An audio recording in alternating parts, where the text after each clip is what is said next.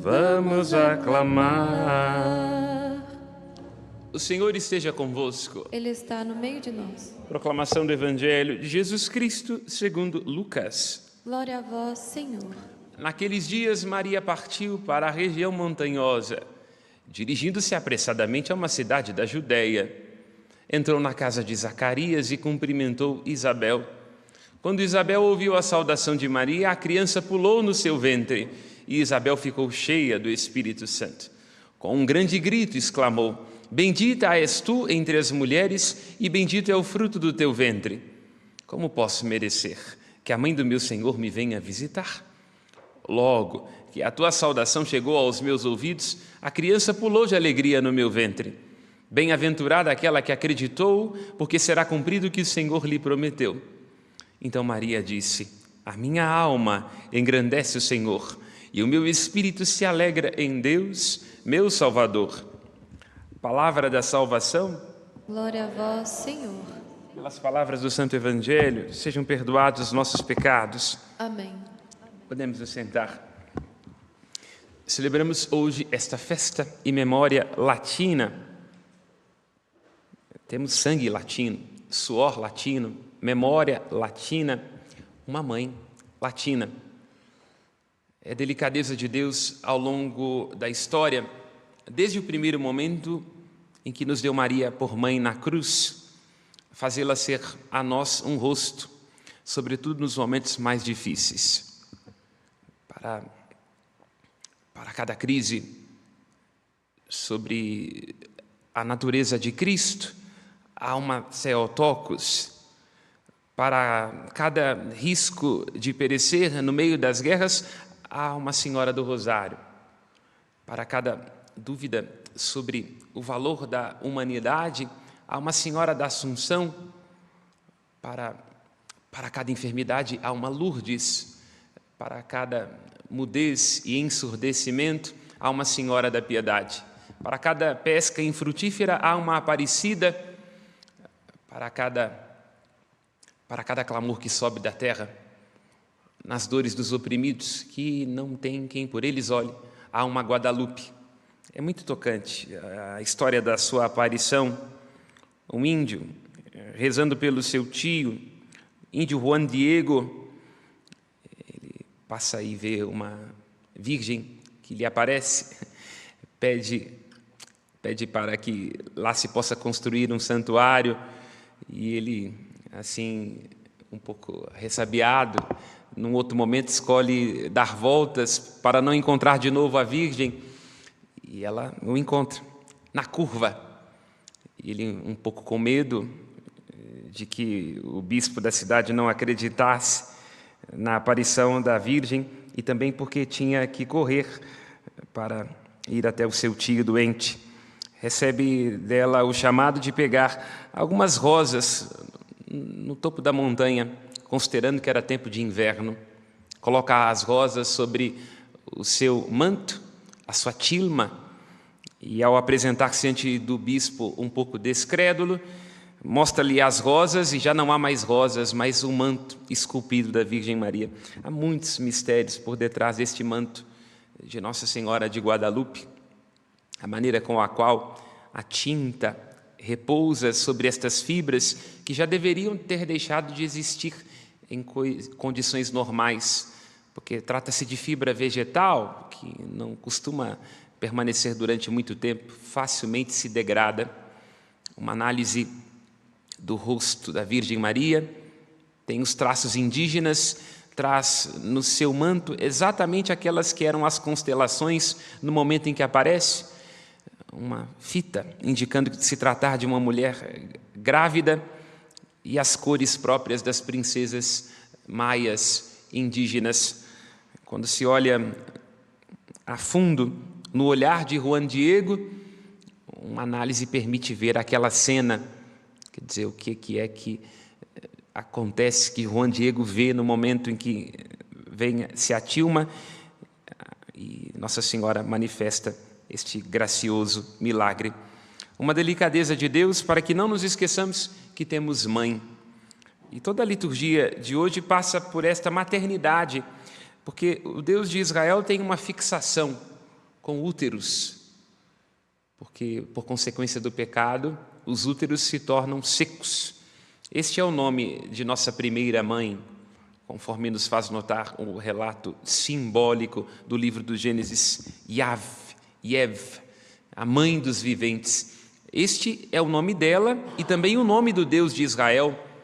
O tetragrama impronunciável é esse. Este é o seu nome impronunciável, Yav, que às vezes traduzimos como Javé, o que não é muito bom, porque ela é a mãe dos viventes e a partir de Eva há uma sucessão de mulheres estéreis, Sara, Rebeca, Raquel, Ana, Isabel, porque a Bíblia quer dizer que é precisamente no momento em que a noite se torna escura que há um risco de que a grande promessa de Deus da fecundidade, a bênção jamais revogada, mesmo por consequência do pecado, parece estar se desmentindo, que Deus concede a fecundidade e faz dos úteros secos brotar a vida. Não se pode pensar na Bíblia, embora ela tenha uma estrutura muito patriarcal, estamos diante de um texto que é também histórico, portanto tem um limite de compreensão,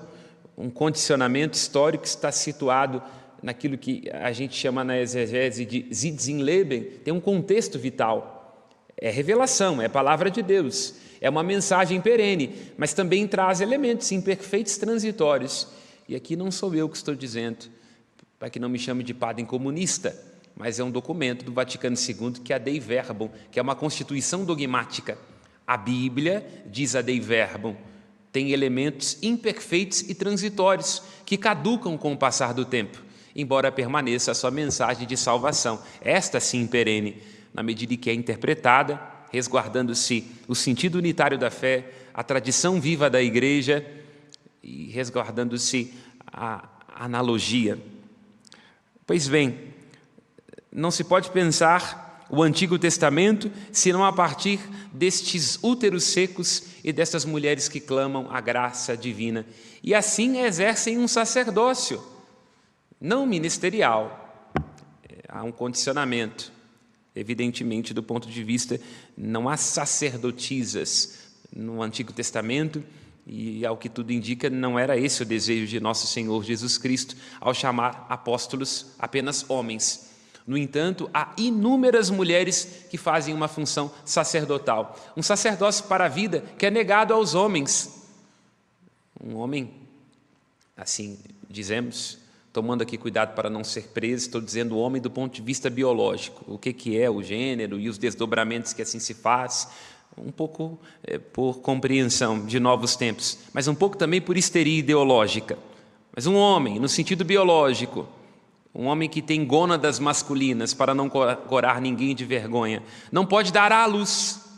Estou dizendo um homem no sentido biológico, o que o Estado entende e também os tribunais é uma outra coisa, não tem dinheiro para pagar advogados. Mas as mulheres exercem também um sacerdócio, porque é no útero das mulheres que surge a vida de Israel. É através do útero das mulheres que a cada momento se insere mais um elemento nesta cadeia de vida que remonta aos princípios dos séculos. Não se pode dizer de vocações, não se pode dizer de ministérios, não se pode dizer de igreja, não se pode dizer que se promessa, senão a partir do útero das matriarcas, do útero das mulheres, do útero de Nossa Senhora. Porque na plenitude dos tempos, lembra o apóstolo Paulo na carta aos Gálatas, Deus enviou o seu Filho, nascido de uma mulher, nascido sujeito à lei. Paulo está dizendo que Cristo é radicalmente homem, humano, demasiadamente humano e radicalmente judeu. Comecemos do último ponto.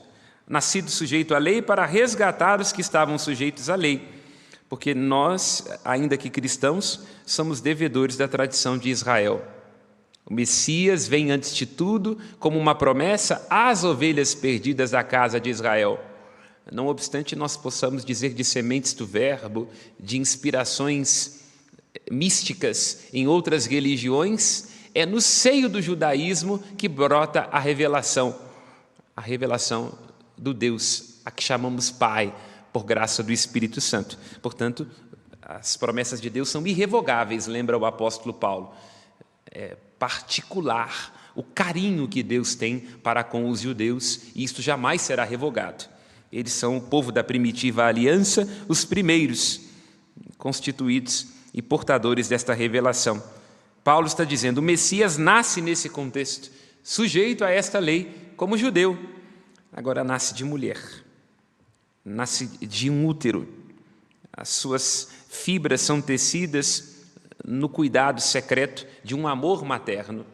E é neste útero da Virgem Maria, neste mistério insondável, que nenhum de nós será capaz de prescrutar, do útero de Nossa Senhora, que a graça se encarna. Por isso ninguém, como Maria, é colaboradora da redenção de nosso Senhor Jesus Cristo, porque ninguém tem o privilégio de chamar o próprio Criador das estrelas de filho. Portanto, aquilo que constitui Maria como mãe, a sua união desde o princípio ao mistério redentor de Cristo, não pode ser participada, refeita por nenhum de nós à maneira daquilo que acontece com ela. Por isso, na plenitude dos tempos, nascido de mulher. Paulo insiste muito nisso, de que Deus tem uma pedagogia, há um desígnio, e a história vai se engravidando. O que está no grego, que é traduzido aqui como plenitude, que poderíamos dizer no tempo que foi cheio, no tempo acabado, quer dizer, no tempo grávido. Estamos nesse mistério do advento. Quando o tempo estava devidamente grávido, Deus envia o seu próprio Filho, gerado no instante imemorial da eternidade, no seio do Pai, gerado no tempo, no útero da Virgem Maria. Por isso, nós não dirimimos, nunca nos envergonhamos de Éfeso em 431 até o fim dos tempos. Ela é a Theotokos, é a mãe de Deus. E a Bíblia nos autoriza isso, com todo respeito ecumênico aos nossos irmãos protestantes, porque quando Maria entra na casa de Isabel, de mãe a mãe, a sua saudação entra nos ouvidos de Isabel. E Isabel assim exclama, Meter tukio mu pros eme. De onde me vem a honra de ver a mãe, a Meter tukio, do Senhor, que é como o Novo Testamento chama Deus, ecoando aquele tetragrama impronunciável. É a mãe do meu Senhor, é Kyrio, com capa maiúsculo, vem a mim. Então a Escritura nos autoriza a dizer aquilo que foi em sentença dogmática, grafado na tradição mais genuína da fé, em Éfeso 431, Maria não é só Christotokos, não é só a mãe de Cristo, mas ela é a Theotokos, é a mãe de Deus. Evidentemente um mistério insondável, mas cada um de nós olhando para si poderá dizê-lo. Nossa mãe gerou nossas fibras, no útero de nossa mãe que nós recebemos uma alma que não veio de nossa mãe, mas nos foi infundida pela graça divina. No entanto, a nossa mãe é a mãe da pessoa, de tudo que nós somos, na nossa carne, na nossa alma, no nosso espírito, nos nossos sentimentos, é a mãe do que nós somos como um todo. Como Cristo não tem esquizofrenia espiritual, como nele, em termos técnicos, nós temos aquilo que a teologia chama de união hipostática, unidos sem se misturar, distintos sem se separar, perfeitamente homem, perfeitamente Deus. Maria é a mãe do Cristo inteiro, não do Cristo dividido, é a mãe do Deus mesmo. Por isso, Theotokos. Aprofundemos neste mistério do que diz o apóstolo Paulo, porque nele, nesta graça que se dá na Virgem Maria, por isso, intimamente corredentora, nós somos filhos. E se somos filhos, já não somos mais escravos. E Paulo diz no versículo 5, todos nós, mediante este mistério, tecido no útero da Virgem Maria, poderíamos assim prolongar, nós recebemos uma filiação adotiva. No grego, o que está é huiotesian. Huios é filho, tessias, quer dizer, uma demarcação. Então Paulo diz, por esta graça operada no seio da Virgem Maria, nós somos demarcados, assumimos uma posição, uma dignidade, uma condição de filhos. E aqui está o núcleo belo da fé, porque Jesus não só anuncia coisas divinas, Jesus não só nos indica um caminho de salvação. Nós poderíamos, como nos lembra o filósofo, até dizer que o budismo é mais belo do que o cristianismo. As suturas budistas têm muito mais conteúdo do que os evangelhos. Já reparou, os nossos evangelhos são 4 livrinhos assim, que vão dizendo de uma coisa daqui, uma coisa acolá, vão dizendo de Jesus que curou, de Jesus que fez isso, que fez aquilo, Jesus que curou a sogra de Pedro e possivelmente por isso ele o negou. Então não tem nada assim de grande valor. Quando nós vemos, por exemplo, as suturas budistas, nós vemos textos de um grande desdobramento filosófico. Então nós não seguimos a Jesus por conta dos seus conhecimentos, do seu arrazoado. Jesus era carpinteiro. Talvez lia mal alguma coisa ou outra. Paulo era genial, mas Jesus, carpinteiro. Nós seguimos a Jesus porque Ele nos deu a sua natureza divina. Aquilo que nenhum outro caminho espiritual é capaz de prometer. Porque todos os caminhos espirituais, com toda a vênia ecumênica, são um esforço do homem até Deus. O budismo fala de um nirvana, da gente que vai se elevando até atingir a clarevidência de Buda. Para nós cristãos, não dá para tentar subir. Tentar subir é Babel. É Deus que desce até nós e se encarna. Portanto, Ele nos dá um presente. Lembra João em sua primeira carta, capítulo 3, versículo 1. Vede que grande presente de amor o Pai nos deu. De sermos chamados seus filhos e nem sequer se manifestou o que seremos. Porque quando Cristo vier em sua glória, seremos semelhantes a Ele, porque o veremos como Ele é.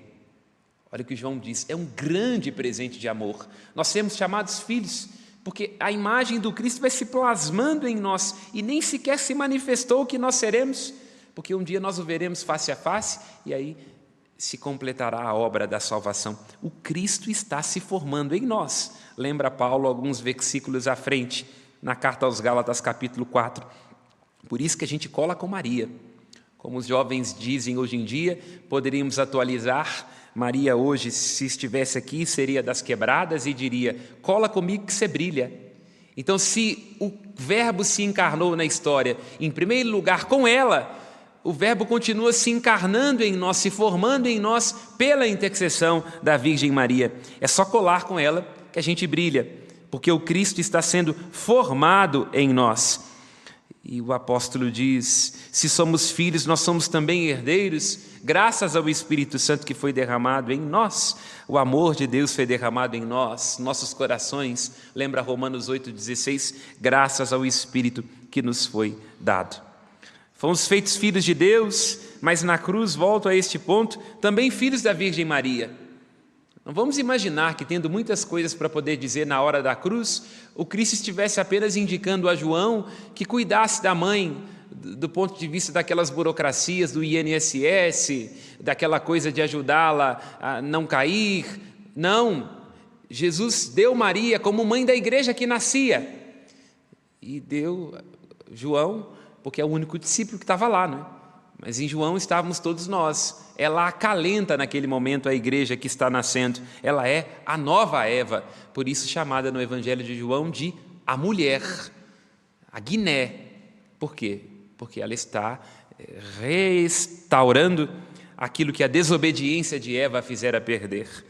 E ao longo da história, em suas aparições, Maria vai se mostrando mãe, com seus traços. Hoje celebramos Guadalupe.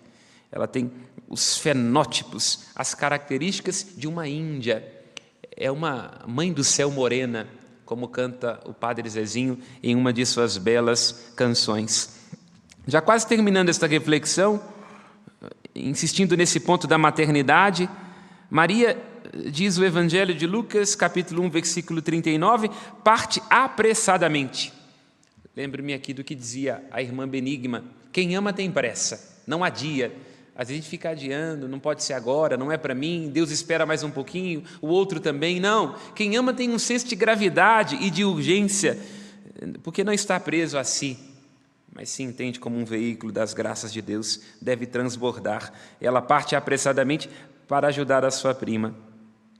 Aqui me recordo de uma cena do Alto da Compadecida, quando o diabo está discutindo com João Grilo, que está apelando à Virgem Mãe de Deus de Nazaré, alguém mais próximo de nós, como ele diz, com a sua sabedoria sertaneja.